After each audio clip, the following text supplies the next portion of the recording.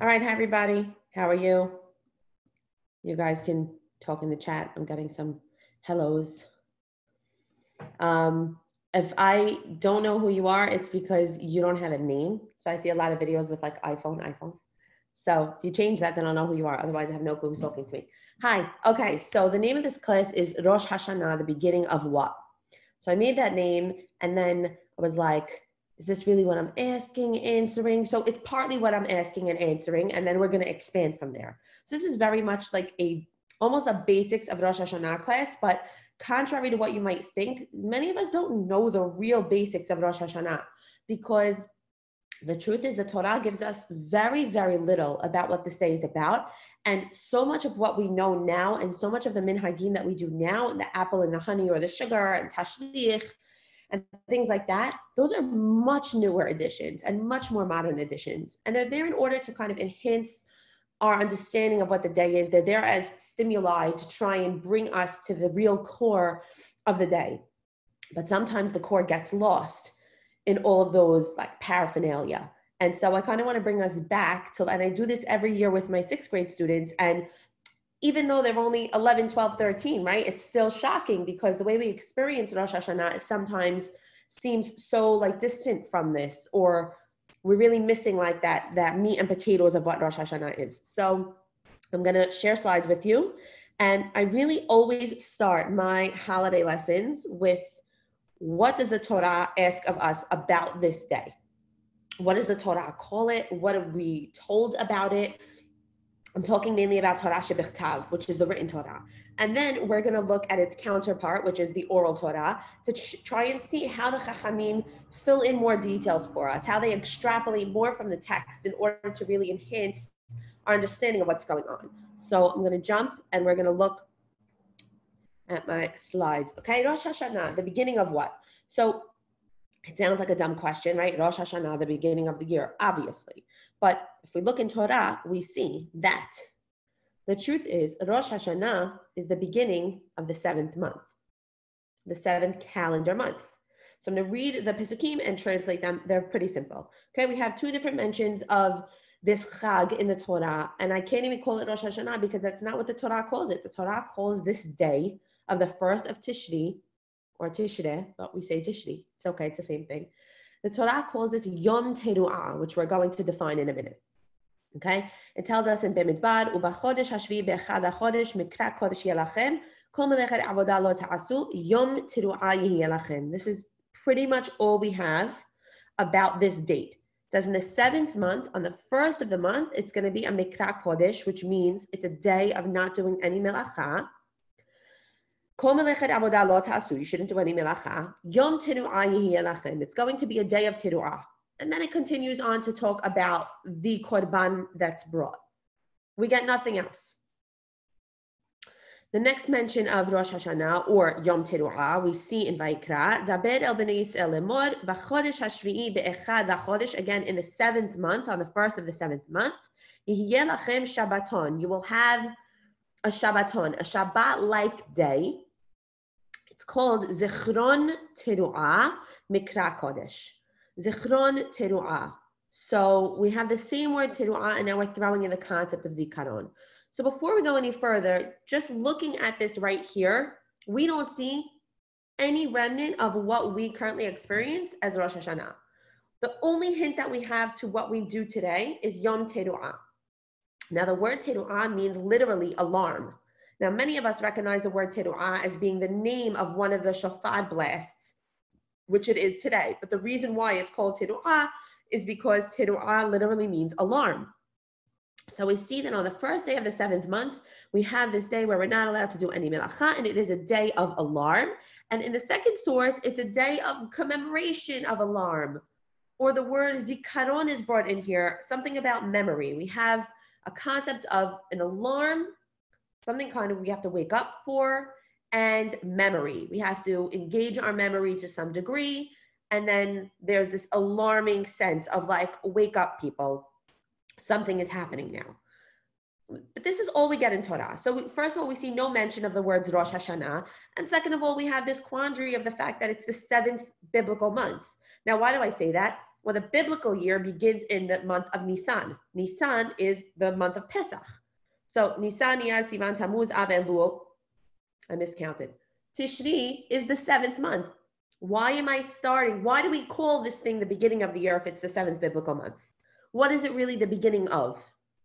Now, I could easily explain this to you because we all experience different cycles within a 12-month period, right? We have a school year, which begins in September. We have a calendar year, which begins in January.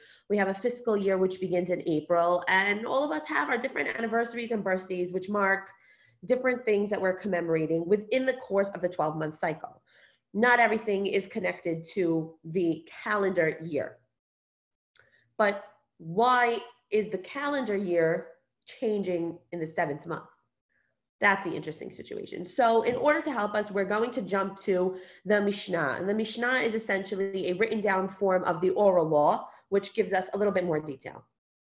Okay, so we have a Masechet called Rosh Hashana, which is interesting because the Mishnah was written many, many years after the oral law developed. And so at the point when it was written down, there was already something called Rosh Hashana. There was already something that was culturally known as Rosh Hashana. And why is that? And we're going to see right here. So I'm going to read in Hebrew and translate into English so nobody worry. Okay. There are actually 4 New Years within the course of one calendar year. So on the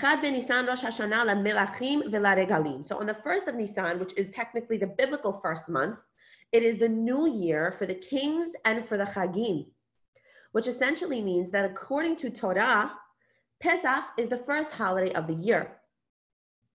Now, the reason why that is because, and we can understand it historically, that was like the pinnacle of, the birth of our nation. Pesach marks when we first became a people and a nation. It's the biggest event in our history that we are consistently tying ourselves back to. And so biblically, Nisan becomes the beginning of the new year. La Melachim here means for the reign of kings, of Jewish kings. Basically, Jewish kingship would have to count how many years they were in reign. And so in order to do that, they would choose one date, which was Aleph Nisan in this case. And every Aleph Nisan that passed, even if a king just started to be a king a month before, that king, once he hit Aleph Nisan, it was considered a year in ruling. Okay, so Nisan marks the beginning of the year according to Torah in terms of their historical significance. Okay, the 1st of Elul is going to be a Rosh Hashana for Ma'aseh Behemah. Ma'aseh Behemah is essentially like a fiscal year. We are obligated to give a tithe or 1/10 of all of the animals that we own. And so obviously animals are dying and being born throughout the year. And so when do we calculate what 10th it's coming from? On the 1st of Elul, we then calculate all of our animals and choose a 10th. Okay, so maybe not so relevant to us right now. I'm going to skip hours. I'm going to jump to the last one and then go back to hours. Okay, in the beginning of Shvat, and we might be familiar with this, it's Rosh Hashana la Ilanot for the fruit trees. But that's what Bet Shammai says. But Bet Hillel omni b'chamisha asad bo on Tu b'Shvat. It is the beginning of the year for the fruit trees. Now, why do we care about the beginning of the year for the fruit trees? Because there are laws regarding fruit trees. Once they're planted, you can't actually use their fruit for 3 years. And how do you count the years? You count using Tu b'Shvat. So what is Aleph Tishri? So here in black, I wrote, I didn't write it. This is the Mishnah. Be'echad be'Tishri, Rosh Hashana Lashanim, Lashmitin ve'Yovlot, Laneti'a u'le'Yerakot. I'm going to focus on one of these, but I'll just explain all of them. In the 1st of Tishri, it is the Rosh Hashanah for the years. The year since what? I don't know. For the years. For Shemitah and Yovel, for the years of Shemitah and Yovel, right? We always have to count until on the 7th year. We have to abandon and leave the land fallow. So how do we count those years? The 1st of Tishri will mark the next year in the cycle of Shemitah and Yovel, which is the Jubilee year, the 50th year. Similarly, other mitzvot that we have about ma'asrot, giving of a ma'ased, there needs to be a point in the calendar where we stop and calculate how many crops we have so that we know what a 10th of that is. And Aleph Bet Tishri becomes that point. But that very first thing is what I'm most caring about, Lashanim, for the years. For the years since what? For the years since what? The 1st of Tishri is the beginning of the count for the years. Now, we know experientially what happens on the 1st of Tishri. We essentially change the year from, this year we're going from 5,780 to 5,781. And when we say those years in Hebrew, what are we saying? We're saying Lebiriyat ha'olam, which essentially means that we are calculating the year every Aleph Tishri. We are calculating another year that has passed since Beriyat ha'olam, since the creation of the earth. Rosh Hashana marks essentially the birthday of the world. And we see this in the explanation of Harambam. Harambam, Maimonides, has a commentary on the Mishnah, and he explains here, Ve'amru Rosh Hashana lashanim, rotzeh bo leminyan hayetzira, meaning for the count since the creation, yetzira. Why do we care? Why do we care how many years it's been since creation? Ve'hato'elet bo lidat minyan hashtarot. And this is in order so that we know how to sign contracts, right? When somebody is getting married, you have to sign a contract. Part of the contract, that's a make or break for the contract. Like you could legally fight a contract if the date is incorrect. You need to put a date on that contract. And in order to put a date, you need a year. And so we have a couple pages of Gemara which discuss, okay, well, what year are we in now since the creation of the world? Now, I don't want to get too scientific, but we all know that this planet Earth has not only existed for 5,780 years, right? The Earth has been around for millions, billions, whatever time stamp you want to put on it. It's not 5,000 years, and that we know for certain. So what does 5,780 mean? And I'll just say it like this. Since the time of the world as we know it, since the time of the earth that exists as we know it, trees, land, oceans, rivers, and most importantly, Bnei Adam, the human race. Okay, so whatever happened before that is not concerning to me in terms of marking the creation of the world as we know it, because that's what I'm referencing myself to, the world as we know it. And so every Rosh Hashanah is the anniversary of the conception of the world. And so we're currently entering year 5,781 since the first human. Okay, now this is not a science class, so don't fight me on that, right? We're taking this for what it means. And what it means is that we're now at the beginning, we're marking an anniversary, a birthday of the world. So why do I care? And what does that mean for me? And what does that have to do with blowing the shofar and memory like we saw before? And what does it have to do with apple and honey and all the other stuff that we do? Okay, so let's explore. Okay, what happens on this day? What happens on the day of the birthday of the year? So the very next Mishnah in that same Perek of Rosh Hashana tells us, there are 4 points in the year in which there is judgment enacted upon some aspect of the world. On Pesach, the crops are judged, meaning God is going to decide, what the output of the crops is going to be. The Atzeret, which is on Shavuot, God is going to judge the fruit trees and how much is going to come out. I'm going to skip hours for a minute. Bechag, which is Sukkot, we're judged on the water, which is why they used to do water libations, and why during Sukkot, we changed the tefillah to Morid HaGeshem, because now we're being judged on water, which essentially means that God is going to determine the water output of the year as well. So what's happening on Aleph Tishri? Now, first of all, interesting to note, Aleph Tishri is now being called Rosh Hashana. So in this very second Mishnah is where we get our name for Yom Teruah. This Mishnah is now saying, yes, there were other 4 Rosh Hashanim, but those weren't as relevant to us. This is Rosh Hashanah. Aleph Tishri is the one and only Rosh Hashanah that's going to affect mankind, and it's going to affect our lives. And this is the Chag that God was talking about. What happens on this day? Rosh Hashanah, kol ba'eh ha'olam, everything that exists on earth, ovrim lefanav, pass before him, ki b'nei maron. Now, b'nei maron is a term that is not so clear what it means. The Gemara has really 3 different possible explanations, but the most accepted explanation of what b'nei maron are sheep. On the first of Tishri, we all pass before God like sheep, like cattle, like it says in the book of Tehillim, Hayotzer yachad libam hamevin et kol ma'asehem. He who created them should understand all of their ways. Now, what does sheep have to do with us? And why are we being compared to sheep? And what does that have to do with judgment? Unfortunately, many of us are not familiar with the job of a shepherd and what a shepherd does. But interestingly, many of our, biblical figures were shepherds. What is a shepherd and what's the point of it? Well, essentially, a shepherd is like the parent of a body of cattle. And what a shepherd does is they intimately know every one of their sheep, and who's strong and who's weak and who's slow and who's fast and who's fertile and who isn't.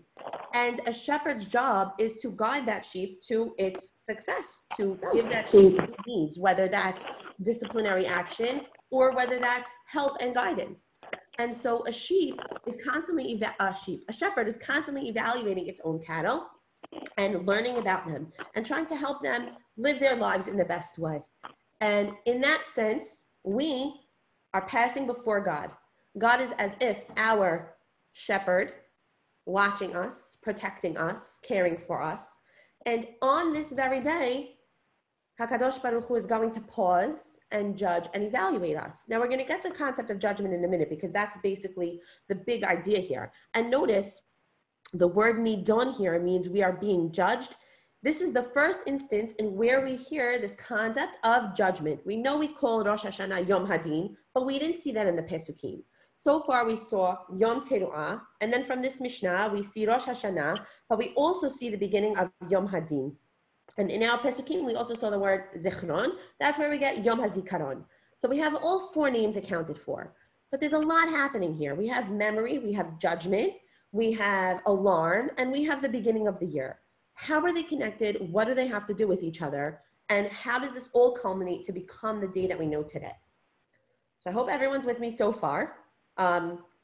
So the question that we answered is the fact that Rosh Hashana is the birthday of the earth, of the conception of the world as we know it.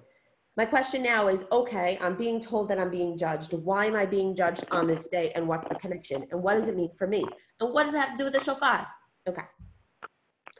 So we know after we blow the shofar in Musaf, we say over and over and over, Hayom harat olam, Hayom ya'amid b'mishpat kol yesudei olam, im kebanim, im ka'adim, ... We say this every single time after we hear the shofar in Musaf. It's something that even during the quiet Amidah, you have the whole kahal kind of saying out loud together. What does it mean? Hayom harat olam. So you know this if you speak a little bit of Hebrew. If someone says they're beherayon, that means they're pregnant. Right? Hayom harat olam, today the earth was conceived. And directly because of the fact that today the earth was conceived, Hayom ya'amid b'mishpat kol yitzurei olam. Today we are going to stand on trial, in judgment, everything that exists on earth, all of the creations of the world. And now we're supplicating to God. We're saying, God, if we stand before you as sons, please grant us mercy. But if we stand before you as subjects, then please continue to have mercy on us, because if we're just your subjects, then we already failed. And that's part of the judgment issue. But here we're tying together the fact that it's the anniversary of the world, or the conception of the earth, and judgment. Why? What does judgment have to do with the conception of the earth? Okay, I'm gonna go back to that in a minute. Okay, so my question here is, what do we do on a birthday or an anniversary? Now, when you're young, we have parties, fine. Okay, but when you get to my age, at least, and I'm 30, so I last year had a big birthday, there's certainly a sense of pausing and looking back at your life. And any anniversary as well, when you have a wedding anniversary or the anniversary of some major event that changed your life. There is a sense of stopping and looking back, and a sense of reflection and evaluation, where we look back and we say, where am I? How did I get here? What happened this year? How did I change for the good? How did I change for the bad? How did I maybe not change at all? How am I succeeding? How am I not succeeding? In what ways am I being honest with myself? In what ways do I show integrity to who I am? And in what ways do I not? Right? Birthdays and anniversaries are not just days of celebration. They're strong days of judgment. Now, many of us hear the word judgment and we think of harsh criticism, but I'm always the first one to say that judgment is something that we do every single day on a daily basis. Judgment is simply defining things around you. When we drive, we're judging constantly. Am I going too fast? Am I going too slow? Am I going to hit this person? Am I close enough? Is the spot big enough for me? Right? We're judging our time. Am I going to make it if I just do one more thing? If I hit the snooze button, will I get to school on time? Judgment is a way of us making sense of our world. It's a way of us creating definition of things around us so that we can better live. Judgment is not always bad. Judgment is necessary. A person who isn't constantly judging things around them isn't really paying attention. And they're bound to continuously do things that are hurtful, harmful, or wrong, because they're not stopping to say, wait a minute, that didn't work out for me. So judgment, in this sense, is what we're doing all the time, but especially when we have these big moments, these big events. I don't often judge my life. I don't often judge my job and my parenting and my, how I got to where I am today. I'm 30 years old. Did I accomplish everything I ever wanted to? No, I don't do that on a day-to-day basis. But a birthday is definitely a big one where I'm looking back and I'm saying, what did I do? How did I get here?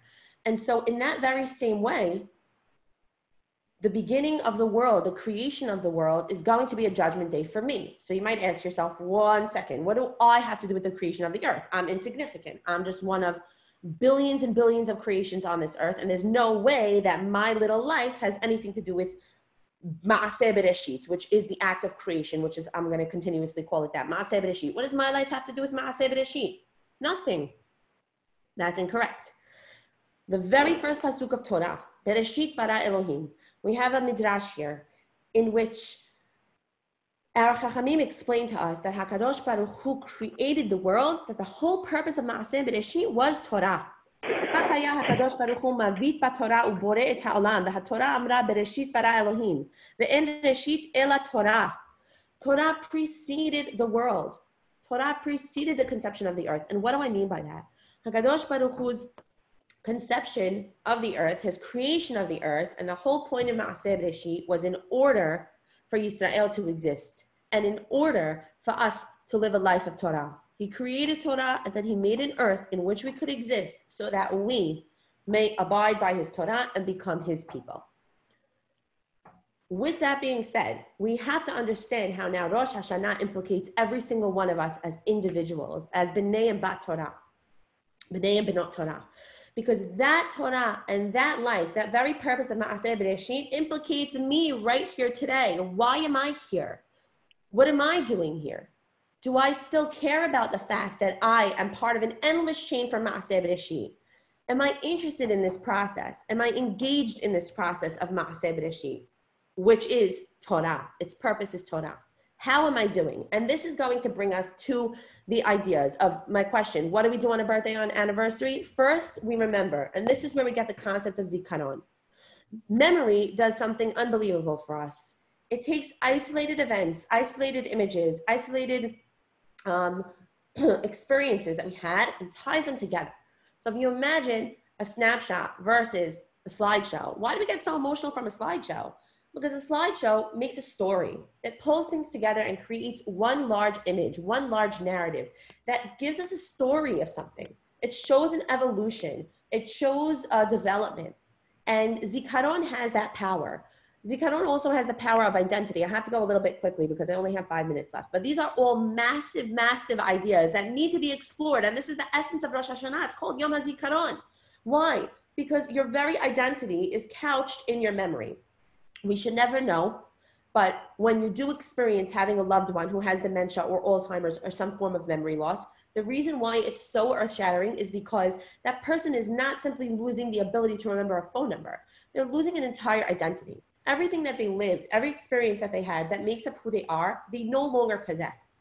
And so the identity it disappears. The identity doesn't exist anymore. For those of us who still have our memory, Baruch Hashem, we must engage that on Rosh Hashana. We engage that memory in order to create a narrative of who we are so that we could ask, where am I in terms of Ma'aseh Bereshit? Which is not a question that we ask ourselves normally. What does it even mean? It means, do I recognize the fact that I am a creation of God and that he put me here for a purpose? And that purpose is Torah. How am I doing in terms of that? Do I accept that proposition? Am I engaged in it? Am I interested in it or not? And these are questions we should be asking ourselves on Yom Kippur when we engage our memory. Next, we judge. We judge ourselves and God is judging us at the same time. You might think HaKadosh Baruch Hu is always judging us. He's not. If HaKadosh Baruch Hu was constantly judging us, we'd be in trouble. He's not constantly judging us. HaKadosh Baruch Hu allows us to live. He allows us to work things out, but he pauses. He pauses and says, okay, now I'm going to evaluate you.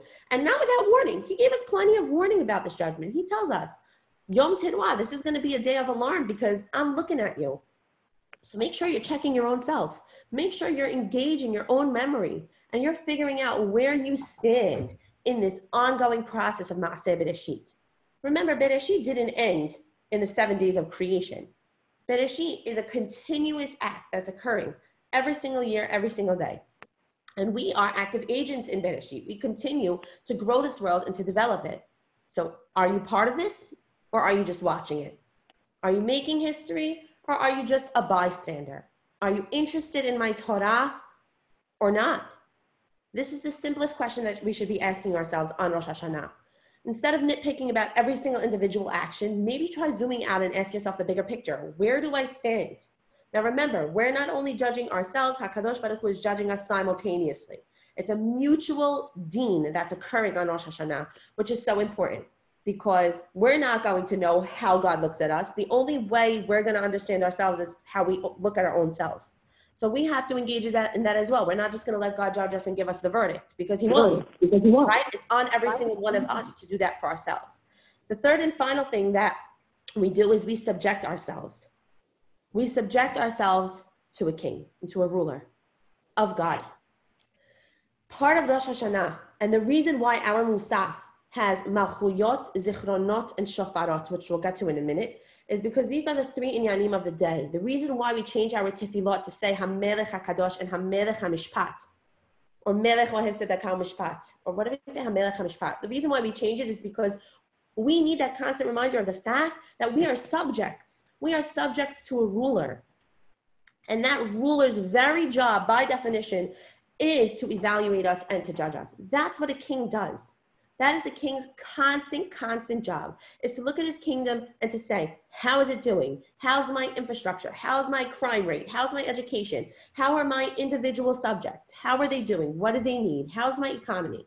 This is what a king does. We're not familiar because we don't have monarchs, but we do have a government, right? These are all very poor definitions, of course, for what HaKadosh Baruch Hu does, but these are metaphors that we have to use. On Rosh Hashanah, we're essentially re-subjecting ourselves and saying, wait a minute, I guess I really lost the vision of the fact that I'm not here to do my own thing and to go on my own path.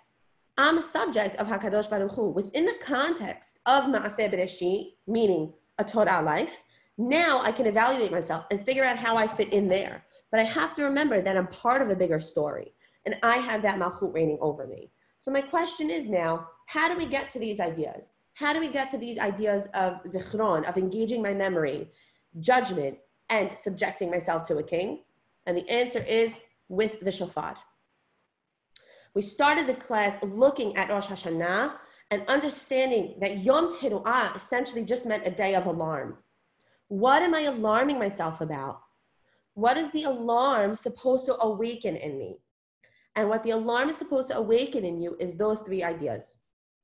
Engaging your memory and trying to see where you stand, judging where you stand, not in a sense of saying, oh, I'm the worst person, but in a sense of saying, I haven't been involved and I want to do better.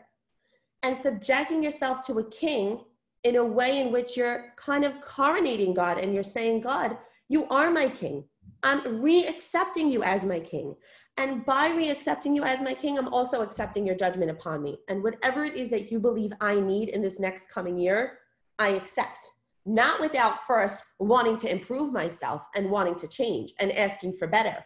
But ultimately, whatever it is that you choose, I accept. And so it's 11 o'clock. And with that, I'll just review. What is Rosh Hashanah the beginning of? It's essentially the beginning of a new year since Ma'aseh Bereshit. And it's a time in which every one of us has to reflect on, how do I fit into this story? How do I fit into the creation of the earth, this ongoing process? And where do I stand? So I wish you guys a very beautiful Chag. Remember, it's a serious day, but it's not a sad one. It's not a day where you have to be sad or crying, but it's a day where you should take it seriously. And I wish you all a Gemar Chatima Tova, and may we all only merit to see good things in the future. And I am going to say one more thing that I was asked to say. The SCA is launching its annual fall fundraiser with the goal of raising $1 million beginning tomorrow, and we need your help.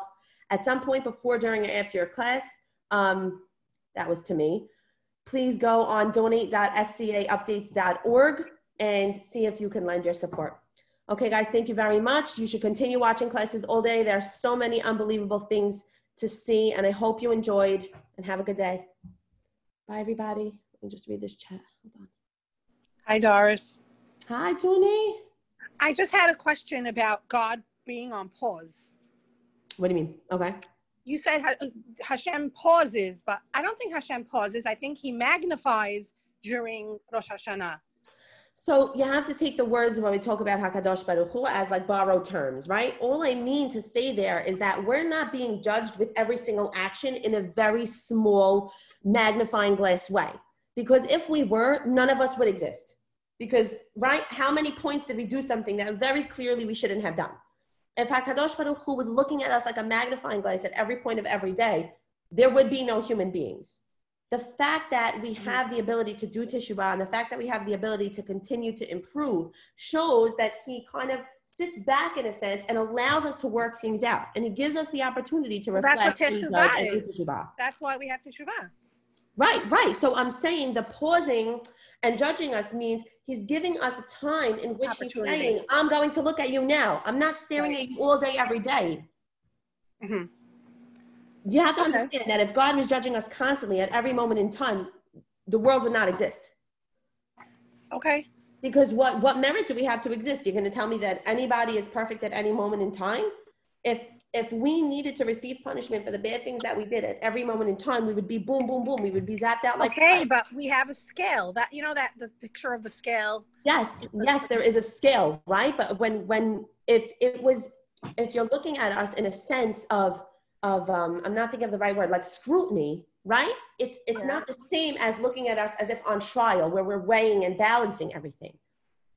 That has a little bit more of a process, whereas a scrutinizing would be like in this moment right now, you are bad, done.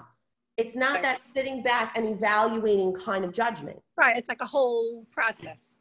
That's what I'm saying. It's a gift that HaKadosh Baruch Hu is giving us. You have the alarm, you have the ability to wake up, you have the ability to evaluate yourself.